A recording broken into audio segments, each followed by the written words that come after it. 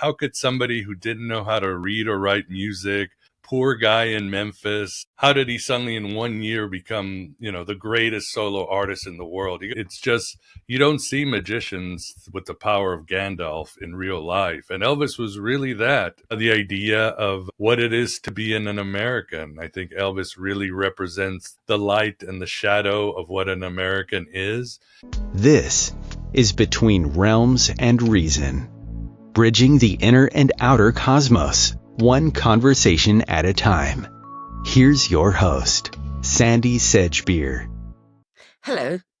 Imagine a world where the king of rock and roll wasn't just a pop icon, but a practicing mystic, a telepathic healer, even a shaman navigating realms far beyond Graceland.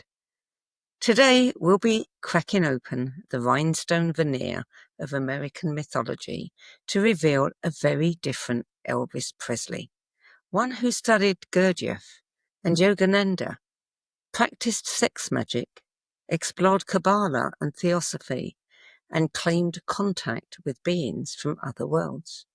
My guest is Miguel Conner, writer, voiceover artist, and longtime host of Eon Byte Gnostic Radio, whose own path through esoteric inquiry and spiritual rebellion led him to a shocking realization that behind the jet black pompadour and pelvic thrust stood America's greatest magician.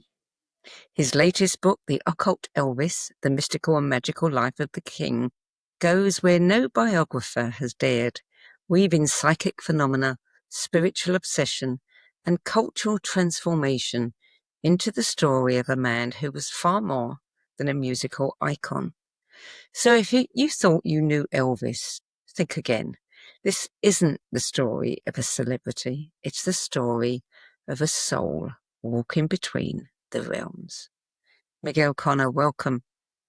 Thanks for having me, or having me back in our sequel chat, if you would. Yes, absolutely. Got to know more about this one. So you open up your book with the idea that the Elvis story we've all been told is incomplete. How did you discover that? I mean, was it a shattering of an illusion for you? No, not at all. I had read about his tendencies and so forth years ago when I was studying. I went through a stage where studying the occult side of rock music, Hinduism and the Beatles, Thelema and David Bowie, yada yada, and so forth. And I ran into Elvis. He was into Theosophy. I read a bio that kind of touched on it called The Seeker King and everything. And I was like, okay, but it was kind of like I just filed this that, oh, these rock stars are always into alternative stuff, and they're eccentric, and that's what makes them artistic, and we'll just let them do their crazy magic things on the side as long as they give us good movies and, good music. And I didn't think much about it because I was never an Elvis fan, Sandie. I was always a Beatles person, so I didn't care. But it really was in summer of 2022, I went through a series of really strong synchronicity visions. I went through a couple of ayahuasca ceremonies, and suddenly these gates open, this portal open, and in came through a voice, and it was Elvis's voice. It wasn't really his voice, but it was autonomous. And it just took over me, or as I like to say, I became quantum entangled with Elvis. I don't know if he channeled me. So I became obsessed with Elvis, and not just Elvis, but the story that he kept telling me the world had missed. And as I went down, I resisted, like most humans and their egos, like, well, I don't want to write about Elvis. I don't care. But the pull was so strong that eventually I surrendered, and I just sat down one day, months later, cold February evening, and I just started writing this book, and this book came out. And it was, then it was shocking how deep his mysticism, interest in alternative spirituality, UFO passion and encounters and everything. And the interesting part, Sandie, is that I kept finding these things in all the mainstream bios. I didn't have to go to tabloids or conspiracy YouTube channels or documentaries, which there are plenty. Elvis was conspiracy theory before conspiracy theory was, hip. I went through the mainstream bios that have been around for decades, that have been edited, that were written by Priscilla, members of the Memphis Mafia, friends, family, again, lauded biographers that have sold millions of copies, and it's all there scattered. And somehow Elvis was right. The world completely has missed what is hidden in plain sight, and somehow it was my duty to bring it together and show the world, this new dimension, this crucial dimension of who Elvis Presley was. Did you have to go and speak to some of his old pals? No, I tried, but they had no interest. I mean, I'd never written a biography. I'm not known as a journalist. I'm a writer of esoteric subjects. I do a podcast. I try to reach out to spiritual teacher Larry Geller, but I think he's pretty much retired from the public eye and other people. And they said nothing. They still do, because they don't want to hear this. There's an image of Elvis as your good old rock and roll Christian Southern boy, and people in Elvis fandom and those connected to him have no interest in it. For example, one of my sources, she dated David Stanley, Elvis's stepbrother, and he writes about his supernatural abilities, but he still doesn't want to hear from me for some reason. He's embedded, even though he and so many others saw Elvis perform magic and heal and do these incredible feats. They were there when he had UFO experiences. Again, perception is reality, and Elvis has a perception that's almost unbreakable with Western culture and the public. Well, yeah, everyone focuses on, the drugs, the weight, the women, young women. They're always looking for those kinds of angles, shock horror. So I'm not surprised. And especially, it comes from the South. It's very, very religious down there. And they wouldn't want to be looking at this kind of, angle of Elvis. No, not at all. Not at all. In fact, as I write in the book, he had abilities that he got from his mother, Gladys, at an early age. Astral travel, visions, premonitions. And she was always like, keep your mouth shut, Elvis, because where we live, it's not going to be Jesus who ends up crucified only on the cross. It's us, except for the healing. Elvis was a healer, and so was his mother and his father, and that's fine, because in the evangelical matrix, faith healing is okay, and they did that. But everything else, no, he had to keep it under wraps. So you call him America's greatest magician. What qualifies him for that title? It's quite an elevated one. It is. Yes, I'm throwing down the gauntlet. And well, when you look at different forms of magic, as I explain in the book, how you want to define magic, the idea of manipulating consciousness, tricks on stage, or actually manipulation of matter and the spirits. I think Elvis is above Aleister Crowley, John Dee, H.P. Blavatsky, and all those, because it's incredible what he could do. The ability to manipulate weather at will, the ability to astral travel, to heal, not just, as Priscilla said, he could just touch her head and he would heal her headaches, or he healed his grandmother, Minnie Mae's arthritis by putting his hands. And we're talking heart attacks, broken legs, sore backs, incredible powers, or his ability to manipulate magic and his premonitions. I mean, it's just, you don't see magicians with the power of Gandalf in real life. And Elvis was really that. Plus, as I argue in the book, Sandie, that rock music was never really a form of entertainment, but it really was a spirituality, a sound modality that tapped into the shamanistic, animistic, African voodoo lore of the time, which, had evolved into blues and so forth, tapped into the Pentecostal movement,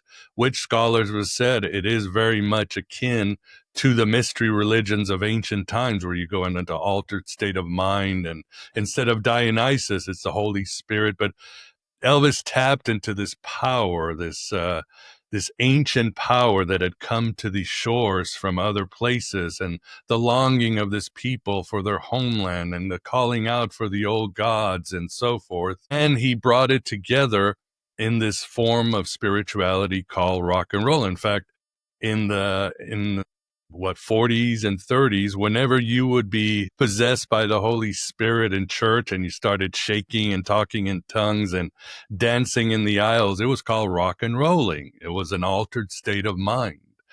So if we put that together, and again, this was no secret with Elvis or Johnny Cash or Jerry Lee Lewis or they were all preachers first before they were entertainments. It was all an energy, this power. So if you look at Elvis and you say, if he's the high priest of rock music, if Vegas is the true spiritual temple of America and his castle is Graceland and his spirituality is rock music, then I don't even have to make an argument. Hundreds of millions of people have been affected. And you and I have been affected. If we go to a good rock concert, whether it's the Grateful Dead or the Rolling Stones or the Doors, it doesn't matter. Even modern singers today, it really is a religious experience. It's shamanistic. The singer, you connect with the audience. The singer looks into your soul, knows your pain, attempts to heal you. You go into an altered state of mind and you experience higher forms of reality. So putting all that together, I would say he's the greatest magician of our time, of modernity, sorry. So let's go back to the beginning. What do you think the significance of his stillborn twin brother, Jesse, had on shaping his mystical identity? It was really the most important event of his life, I would say. It's back then there was no real research on it, but today we call it the twinless survivor syndrome. People assume, yeah, when a twin loses a twin when they're older and conscious, it's life, it's eternal, right? It's part of them is gone, part of their soul is gone, but it does happen when it happens at birth. That the surviving twin is born with a sense of guilt, a sense of loss, a sense that something's missing, and they spend most of their life trying to find this wholeness. And as they get older, they try to find out, why did this twin leave me? I give other examples, Philip K. Dick, Liberace, and there are others, and these individuals tend to be very artistic. They are seekers, but on the dark side, they are workaholics, prone to addiction. They can't connect to other human beings because they're half. And, but they are seekers. They're always trying to find out, like Philip K. Dick said, or others have noted, all of his writings were him trying to understand the loss of his twin sister, Jane. And Elvis's whole spiritual artistic thrust was trying to find out why the bigger questions of life. Why did Jesse die? Why did I live? As Philip K. Dick famously said, I guess I got all the milk, the guilt that gives you, and you're searching for answers and trying to figure that out. But again, you are also only half a being. And Jesse became like Jane for Philip K. Dick, became a haunting, a ghost is conscious, a daemon that would appear in his head, that would guide him, that would appear in visions and his dreams, and kind of took him along in life. And even in mythologies, whether you look at Castor and Pollux or Remo and Romulus, twins in Aztec traditions, there's always a life twin and a death twin. And these two twins are like yin and yang, working out this great epic myth. And I think Elvis and others personify this myth down here on Earth. Who were his most important spiritual influences? Good question. I would say Jesus was always his, as I say, ride or die deity, but he came not to like the version of Jesus that he grew up with. He thought that churches had become businesses, that they were preaching an unloving God, and he did not like hellfire. As a teenager, he logically came to the conclusion that reincarnation was just made more sense, and he adopted it. And of course, when he came out, he may be the most popular person on earth, but he was also the most hated person on earth because he caused a firestorm. He upended all the status quo out there, and the religions, governments, parents were furious with Elvis. And a lot of the churches, including his own pastor, turned on him, saying he was tangled in a web with Satan. So he was very hurt at this. He didn't like their version of Jesus. So eventually, once he discovered Theosophy and Manly P. Hall and some of the other esoteric writers, he adopted the idea of this cosmic Christ and a Christ within each one of us, that we can become self-actualized and become Christ-like. And Christ was simply another person of many who would become individuated or enlightened. That's the Jesus that he always liked, even when people would, the famous line when people would come to him at concert and a woman would hug him and say, "You are the king." And he'd say, "Nah, honey, ain't only one king, and that's Jesus." He was talking about a very different Jesus than the church Jesus. Yeah. So that's one. H.P. Blavatsky, the founder of Theosophy, was a huge influence. He delved into all her teachings, as well as, Leadbeater and the Colonel and all the other luminaries, Alice Bailey and Theosophy. He loved Manly P. Hall because of his mythology and symbols and all that. And of course, Yogananda. Like many people, he read the autobiography of a yogi and he was off to the races. He went to the ashram where Yogananda's successor, Dayamata, was teaching, and he went there and learned so much, and he'd go there to do yoga and meditate. So those I would say, and of course, Larry Geller, which is started out as his hairdresser, but then became his spiritual tutor. He was a polymath beyond being a Hollywood hairdresser, and he was the one that opened the doors and gave Elvis all these books and teachings and really helped Elvis throughout most of his life. So I would say those are his big influences. You say that he practiced sex magic, astral travel, psychic healing. I mean, where's the evidence for these practices? Well, for example, the sex magic, you would have to go to Ginger Alden's biography. She talks a lot about that, and she doesn't pull any punches, and she talks about his weather manipulation, his ability to heal, creating force fields. So again, a very mainstream vanilla biography has it all there. And then, of course, his meditations with Priscilla that they would do at cemeteries or in morgues, because Elvis always, like any shaman, you're always close to the dead. That's one of the rules of shamanism. And then, of course, and Larry Geller wrote, I believe, 3 or 4 books where he goes in detail of what he and Elvis would practice.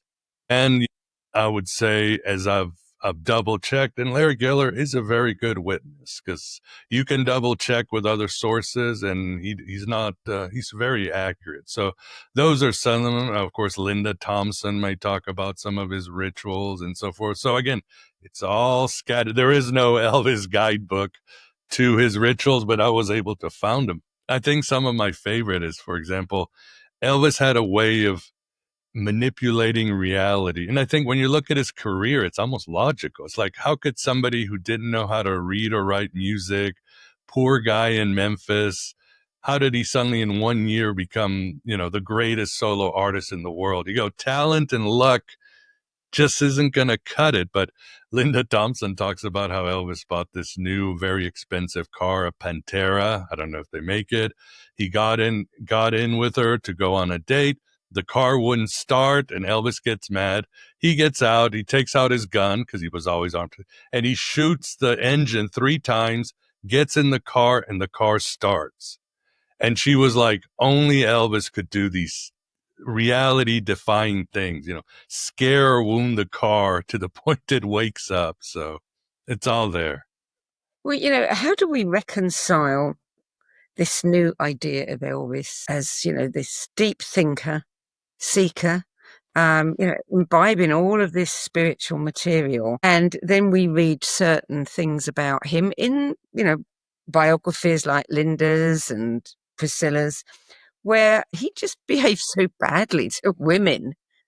I mean, that doesn't actually speak of somebody who is a deeply spiritual being.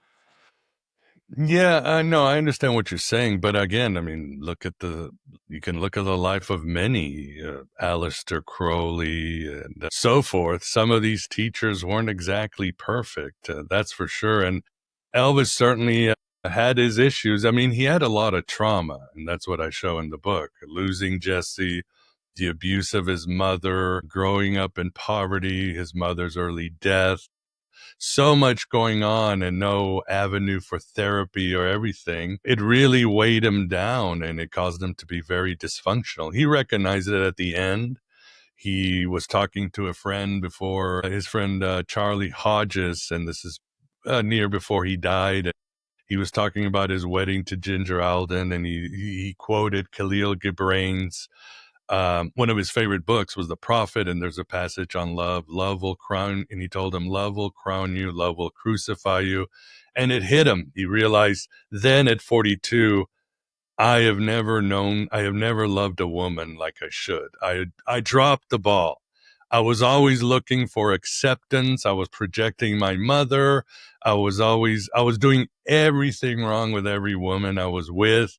And he realized then, I think my path is just to be single. I think he was going to break his wedding with her because he realized that. And, too late. I mean, we all learn our lessons at some point in life, but he realized that. But he had a lot of trauma. I think he might have been bipolar. He was always haunted by Jesse, probably other spirits. So his behavior could be pretty erratic. But you know what Carl Jung said, the bigger the light, the longer the shadow. He was such a loving, charismatic, down-to-earth, non-judgmental person. If you caught Elvis at his best, he was just like, people said, it was like being in heaven. But if you caught him in one of his dark moods, it said it was hell. It really was hell. Tell us about his fascination with UFOs and supposed ET experiences.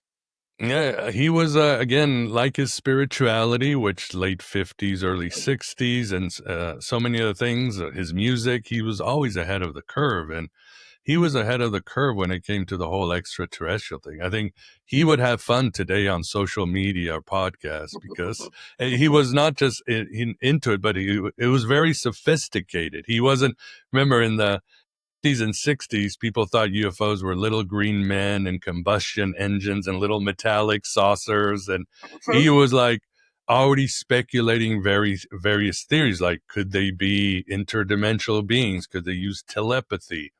He read von Daniken's Chariots of the God, and he said, maybe we humans were seeded by these aliens, the ancient astronaut theory. He speculated without, really attaching himself to anything, but he speculated. He thought maybe the aliens are stopping humanity from destroying itself, and they're using telepathy.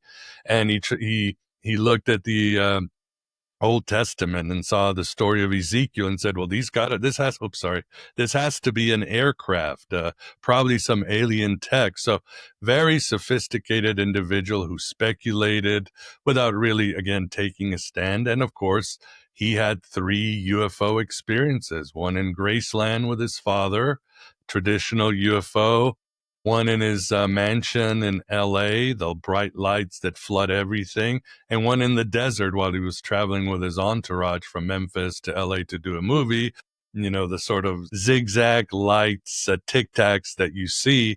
And again, in all 3 of those instances, he was not alone. He had people around him, which makes it very, very verifiable, I would say. Did he actually have contact? He saw them. Now he claims that he told, I think her name was Wanda June, a super fan that he was hanging out with. He claimed that he was from the 9th moon of Jupiter and he was actually an alien. And she claims that when they were talking, his eyes glowed and his hair thing. But I don't know if that's true because that's her story. And he would often go on and say, I am not of this world, but he could be talking like an Eastern guru, right? I am not of the material world instead of I'm an alien. But he also knew that the line between religion and extraterrestrial was permanently blurred. When you're talking about one, you're probably talking about others. But him talking about actual encounters himself, no. With aliens, no. Just those experiences he had with family and friends. What do you make of the Elvis sightings and the so-called posthumous visitations? Do you think they're urban legend or something more?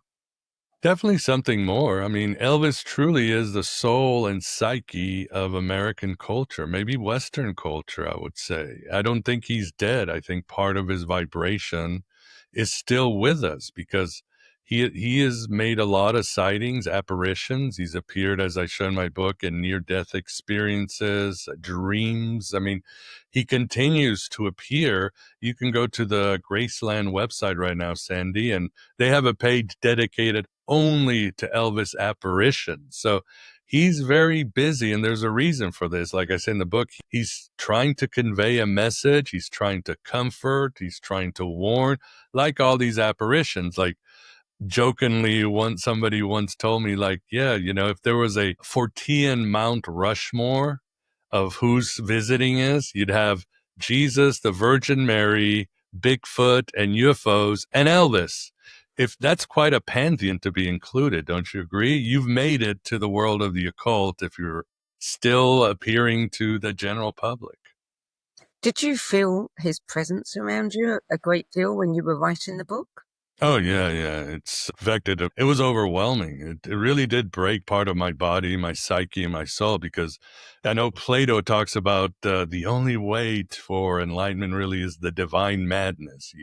You have to let your muse or Apollo or Dionysus or some god has to possess you for you to understand your mission and why you're here and clear your trauma. But it's brutal when it happens. And it was not an autonomous voice, but I could feel it. It was, there would be times I would be up till, 1 a.m. writing, and then I'm laying in bed, and that's after a full day of work, taking care of the kids, all that. And then at 6 a.m, he's like, come on, we got to write this book. And I was like, please, Elvis, give me an hour to sleep. It was overwhelming. So, how do the conspiracy theories about his death connect, you think, with the deeper mythic archetypes?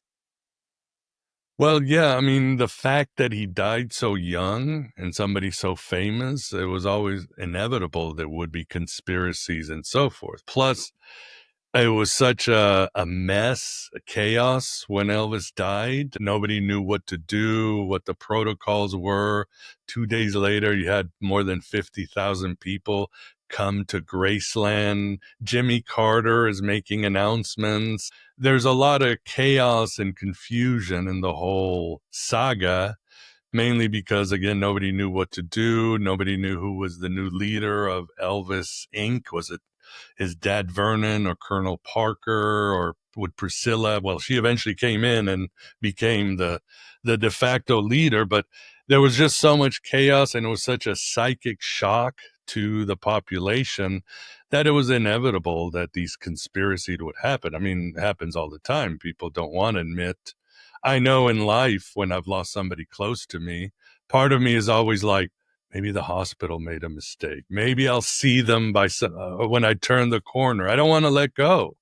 I don't want to let go. And that happened with Elvis and happens with Jesus, King Arthur, happened with Yogananda. So many, it happens. We don't want to let go of these great figures and we immortalize them, or we, we assume that they're still alive, or we assume all these stories that they might have escaped or they were killed by some evil entities and all that. So it was automatic that this would happen. So, if we were to view him through a Jungian lens, his persona, not his death, but his persona, what archetype does he most embody, do you think? I argue in my book that it's actually not the king. I think that's what most people and writers who know Jung would say. I would see him as the trickster because, again, the idea that rock came from the blues and jazz, where you have this concept of the crossroads, where you have the devil at the crossroads. Now, he's not the Catholic Protestant devil. He's more of a trickster, a Promethean Loki figure that gives you gifts, but these gifts can burn you. But he's also a guide to the underworld. He's also a helper. He's a bringer of enlightenment and so forth. And the trickster, often arrives in some manifestation at a changing of an age. Remember, when Elvis came out, the United States came out of the Great Depression and World War II as a transformed nation. Out of the ashes came this mighty, materialistic, consumerist empire, and Elvis kind of represents the trickster who guides this new generation through it. The word teenager didn't even exist when Elvis was around. He kind of coined, or it became coined, and this group was like, we don't want this brave new world. We want alternatives. We want new spiritualities, new art, new fashion, new gender roles. And Elvis is there representing this as a trickster. And in all lores, whether it's native or Scandinavian, the trickster is always there to guide you through changes. The doorways belong to Hermes or Hecate. Hecate is the goddess of the keys, a trickster. So I see him as a trickster for many reasons. And of course, trickster always lives in the liminal places. The trickster is always kind of lewd and transgressive, but he's brilliant and playful, tends to be very sexual too. All these things, I feel, make him the manifestation of the trickster archetype. I mean, it's interesting, isn't it? He certainly had charisma, and I mean, the audiences, for the first time ever, girls were screaming at shows, and throwing their underwear, etc. I mean, he really did have an impact on people. I remember the first time I heard his voice. I was 4 years old, and I heard it on the radio. And I heard his name and I was transfixed and carried that with me for many, many years. There was something there that drew. It really was incredible. And that's what's fascinating. You're looking at somebody who was an introvert, preferred to be alone. He was stuttered. He was very shy and, not somebody you would think would be this great figure. But once he got there with his tribe, because he really loved his audience, he wanted to connect and feel their energy, and he wanted to heal them. And of course, he thought, in my healing them, maybe I'll find the answers to my trauma and what happened to Jesse. But he could connect with the audience like only a shaman could do. And he could go into your mind and your body in a way that's incredible. Remember, there's a movie that came out recently called Sinners, and it really talks about the blues, and it's a supernatural movie, but it really does talk about Elvis, because it talks about the crossroads and how when these blues singers were singing, my wife kicked me out and I went down to Georgia, they're like, no, that's the parable that Jesus gives. The mysteries is that energy underneath, that power, pure raw magic. And that's what Jimi Hendrix always said. The blues is easy to play, but hard to understand. Or Sammy Davis Jr., a good friend of Elvis, always said, yeah, no. When they would say, well, was he appropriating? He said, no, because he didn't just, echo the blues or copy. He found that energy underneath. He understood this spirit underneath the blues. And he was one of those rare figures that could do that, like Robert Johnson and others who could tap into this shamanism, this continental American shamanism, and use it to heal people, liberate women sexually, and so forth, just like nobody else. That's why I think he's the greatest magician. I stand by it. I mean, the blues music, and especially in his early days, there's something about that speaks of the underworld. It's very dark and it's very deep and very mysterious.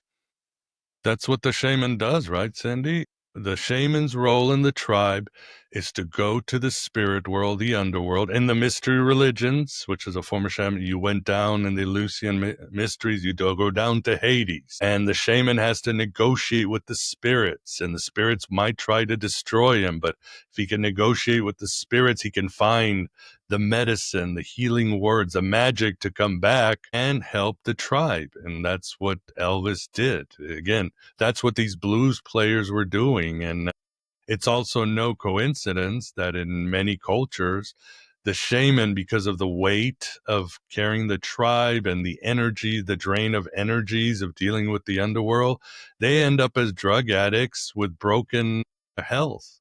So a shaman sometimes falls apart just like Elvis did, and others have too. Alan Watts, Aleister Crowley, Krishnamurti. They don't end their lives happy. They end up in a bad place because they've been broken by these forces.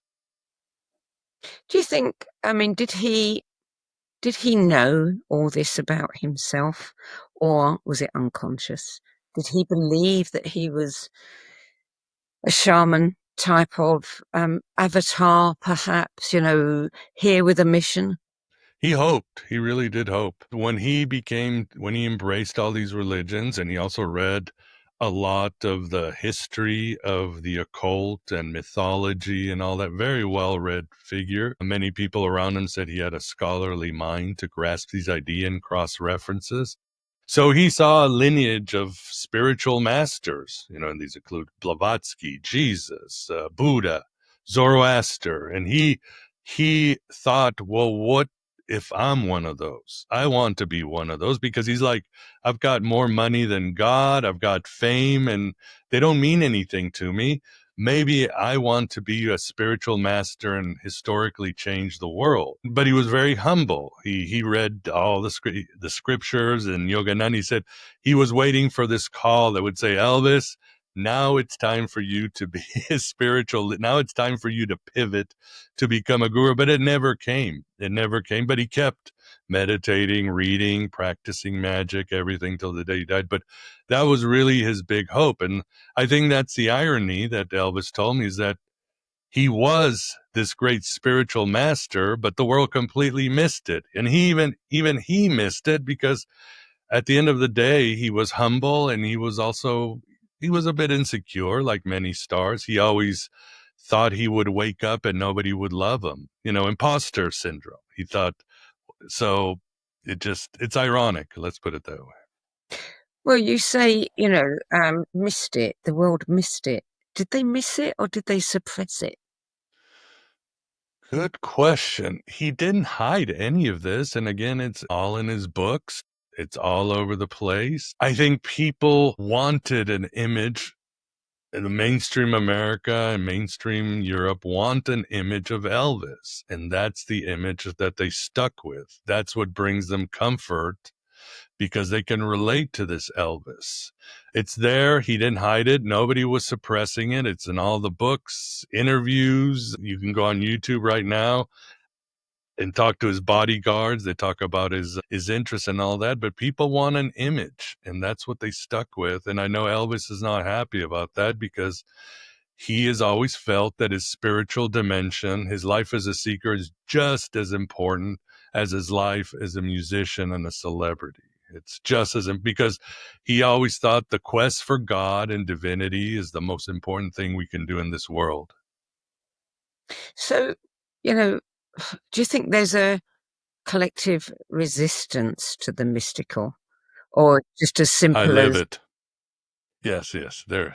Yes, mainstream Elvis podcasters, journalists, influencers, they completely ignore them. I've reached out to them, radio stations, other places, Facebook groups. They don't give me the time of day. It's incredible. I think I'm at that stage, I don't said at first they ignore you, then they call you crazy, then they accept you. I'm still at they ignore me, and they haven't called me crazy yet. So it's really fascinating. I talked to the publicists, and we're like, the book is sold very well and it's been very well embraced, but with Elvis mainstream fandom, they are like ostriches with their heads in the sand. They don't want to let go of this image. And again, we all do that. We have an image of a boyfriend or a family member, and we hold on to that image. And then one day we realize, oh, they were cheating on me the whole time. Oh, this person was abusive. We hold on to these images for too long in our lives. We all do it. I do it. what about the way he died? I mean, and his, downfall in a sense before that. I mean, is there a spiritual connotation, like a sacrificial kind of, Yeah, there's many ways I couch it in the book through Steiner, mythology, alchemy. So personally, I like the wounded healer one. That's my favorite one, Sandie. And that's it. And again, we go back to shamanism. This is something that scholars have known for years, and so many people have written about in books. And that's the idea that in shamanistic traditions, the shaman has its gift because of some trauma, near-death experience, disability, something traumatic happens, and the channels of communication to the spirit world open. And that individual as a child is chosen because it has these gifts. Now, the wounded healer becomes the shaman, and they heal not despite their wounds, but because of their wounds. Unconsciously, they feel that their wounds and trauma is what gives them their magic, their power, and their empathy too. They feel subconsciously that if they heal, they might lose their gifts. And so they never tend to their own wounds or addictions or other things. And that wears them down too. That breaks them down. And we see that all the time. Jim Morrison, Kurt Cobain. Think of your tortured rock star, or Ernest Hemingway. We know the trope, and Elvis was a wounded healer. Some have said Jesus is the great wounded healer. So that, I think, really was part of his physical descent into the world. As I write in the book, he had feelings, he had premonitions, he told others that his time was coming, and he was pretty accurate. Like he told his brother David Stanley, he even guessed it to August 16th. So I think he knew, and he was not afraid of death. He always said that all humans who start to awaken are already in another world. They're already in the spiritual world. This world is just part of the reincarnation cycle, and it's no big deal. Putting aside people like Kurt Cobain and the ones, that die because of drugs or something like that, we've seen an awful lot of charismatic people die young. James Dean, car accident, Of course. Princess Diana. There's so many of them. That, having worked on this book and studied all the things that you've studied, do you think that there is a coterie, if you like, of people who come here for some other reason, and their time here is going to be fleeting? I would say so, especially when you become the wounded healer, when you go into the spirit world, when you catch the fire of the gods, it's probably going to consume you. I think I'm writing the sequel to Elvis, Elvis 2.0, which is David Bowie. And David Bowie had the same trajectory as Elvis, the drugs, the bad living, everything else. But during that time, he gave us his greatest albums. Suddenly, around the time where he became sort of a Phil Collins, not so talented, innovative artist, same time he started going to AA meetings, got married, had children. He pivoted to save his life and his sanity. But oddly enough, the groundbreaking innovative art stopped. So maybe I guess David made a decision. Others don't. They want they want to serve the tribe. That's their duty. And if warriors die in the battlefield, women die giving childbirth, shamans should have the same risk, right? No guarantees. Happiness is not a guarantee. You say, that they want to serve. Do you think that's their purpose? Yes. I mean, what do we get from that? All of these people who have died young, what do we take from that? What's the message? Well, it really depends in the instance. I would say I would take the way of David Bowie. I would get sobriety, be happy, and have a family. But you have a mission, you have a passion, you have that divine madness of Plato. It overcomes you, and you have to play music. You have to create these books. At the same time, you don't deal with your trauma because part of you feels that your trauma is your superpower. Your wounds are what give you your power. So it's almost a terrible state to be, but that seems to be the state of these artists and mystics and shamans. It's Elvis's story is not even that original. It's just the way it is. What don't you believe about the mainstream narrative that most people take as fact? About Elvis? Yeah. Well, obviously, I don't think he was that conservative. He was a very open-minded person. There's stories of gay people hitting on him in Hollywood. And he's like, hey, man, that's cool, but it ain't my style. Very Elvis, He was very open-minded about all cultures, ideas, religions. The only religion he didn't like was Scientology because he didn't see God in their religion. So, but he respected all musics, races, and all that. So that right there is definitely a part of who Elvis was. He was a very intellectual person. As I write in the book, he always had a group of workers carrying 200 books wherever he went because he was a voracious reader. Yes, he liked carnal things like dating or playing football, but reading and meditating and just sitting there contemplating life was just as important to Elvis. So and again, his Christianity was radically different than what we think today as mainstream Christianity. It was a very esoteric, Gnostic Christianity. And so much about Elvis. Again, he was a quiet introvert who probably stuttered. He was just a quiet guy, you might say. I think that was his zen, when he could just be alone and quiet and chilling out with people. If he was alive today, what do you think that he might be telling us or want us to know? I think he probably would tell us. I think part of the message of the book that I want to convey that Elvis showed me is, one, the question of, are we fated or can we make a destiny? Because as I write in the book, it seems Elvis's life was fated from the beginning. The series of events sent him to be the king of rock and roll.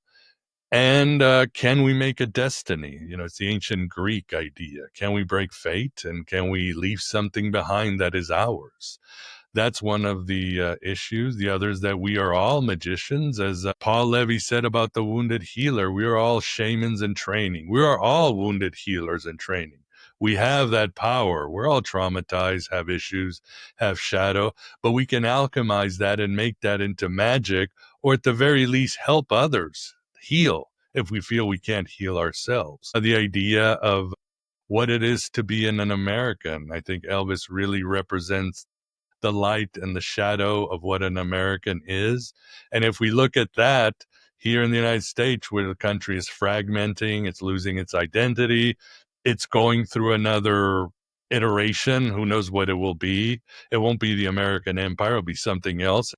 The trickster should be there to guide us along to our next stage. And I feel Elvis as a symbol, as a being, as an entity, as a story, represents all of this that could help in this time of transition. So those are some of the themes I hope people get out of the book. You said that he talked to you. Did you talk to him? Yeah. Not that he had much to say. So he's not like hanging around, someone that you can talk to, tap for some wisdom at any point, No, I guess I should. I know for somebody asked me the other day, did you ever ask Elvis why me? And I said, no, I never asked the question. I just followed my orders. Now, some have said, like a friend of mine, Mitch Horowitz, said, well, that's easy.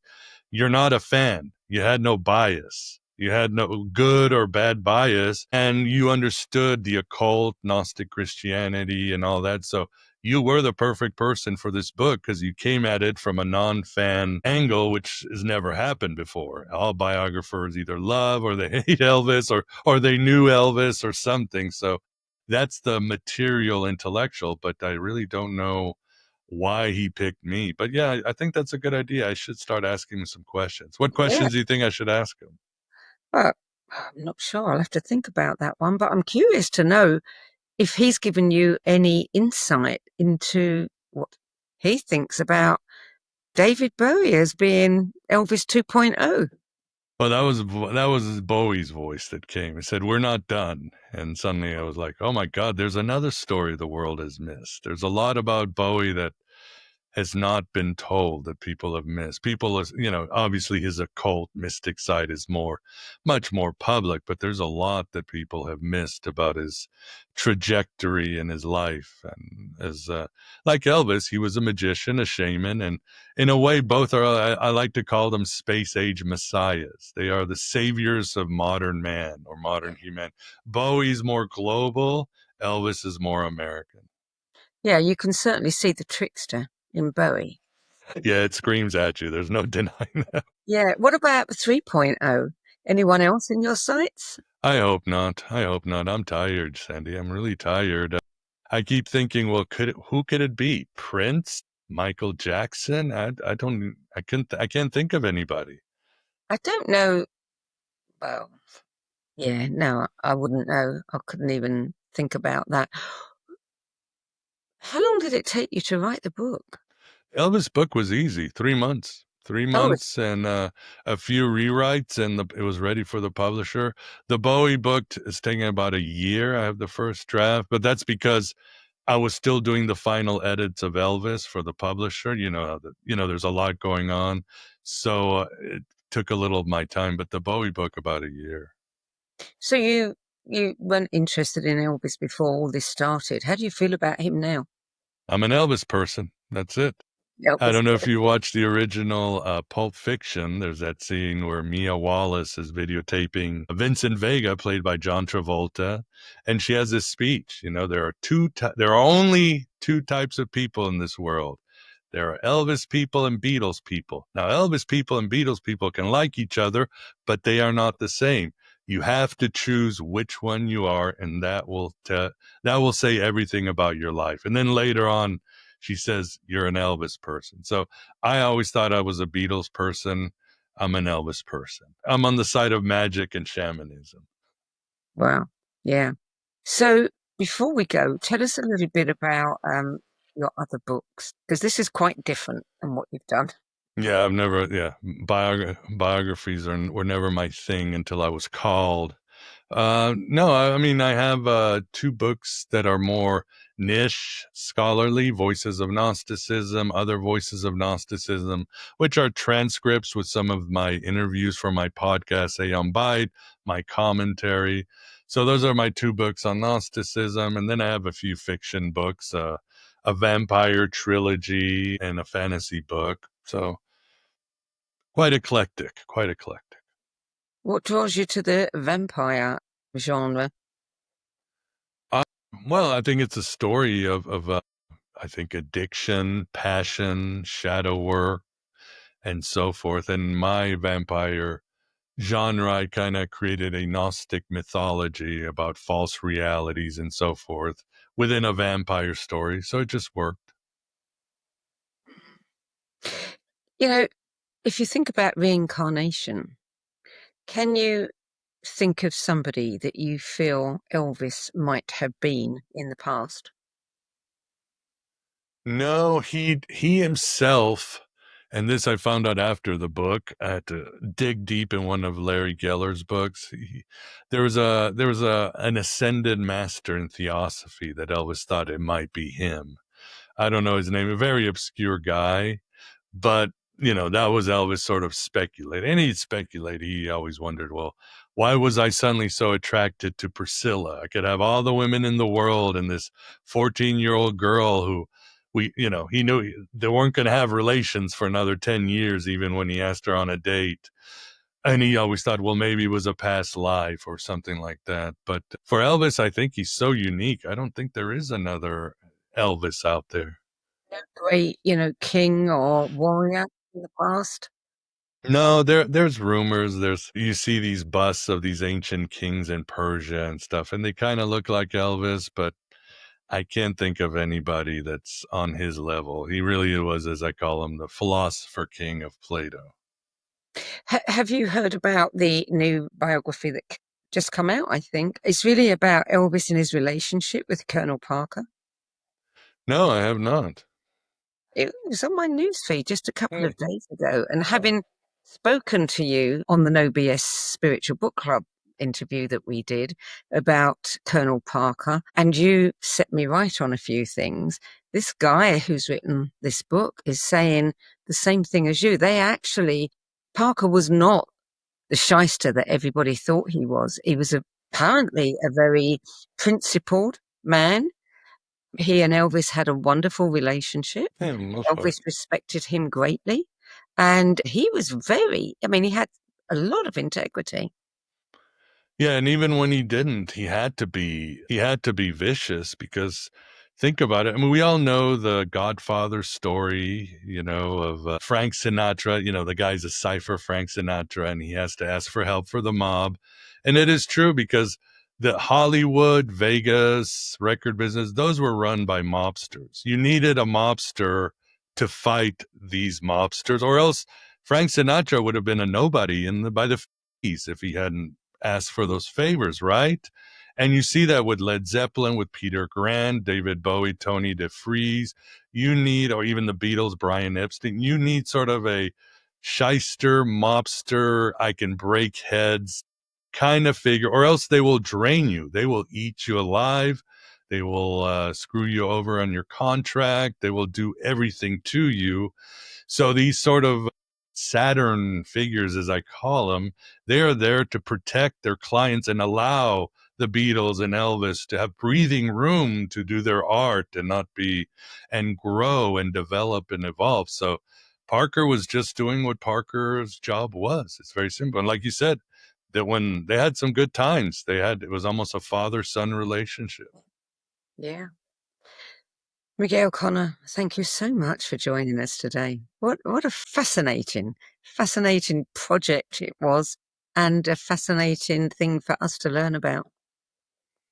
Thanks for having me on, and yes, so much more, but I hope people will finally see this new dimension of Elvis, and he'll be very happy about that. Mm-hmm. Come back when the Bowie book is out. I will. So before we close, we've heard of a very different Elvis today, not the icon or the caricature, but the seeker behind the stage lights.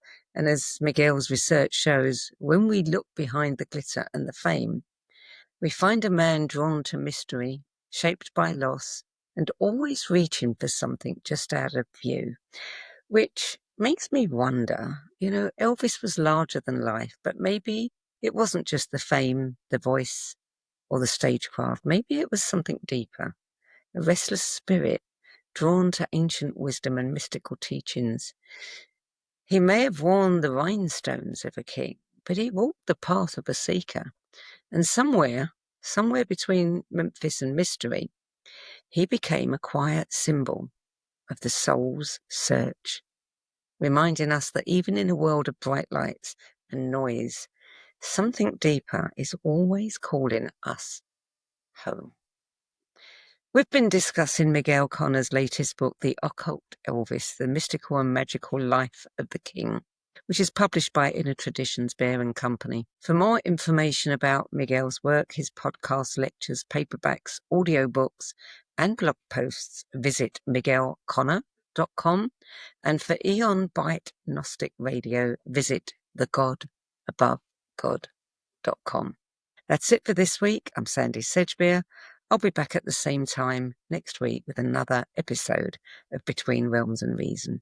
Till then, it's goodbye from me, and thank you again to Miguel Conner. If today's conversation sparked your curiosity, you'll love our other shows. The Synergy Sessions, where leading-edge thinkers collide in bold, unscripted dialogues that ignite new possibilities.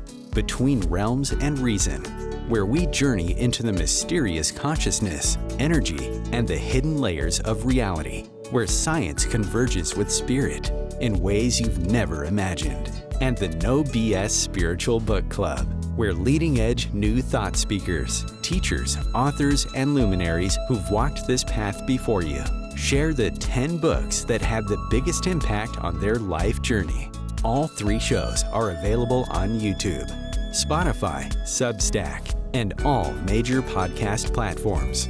For more information, visit sedgbeer.com. That's SEDGBEER.com.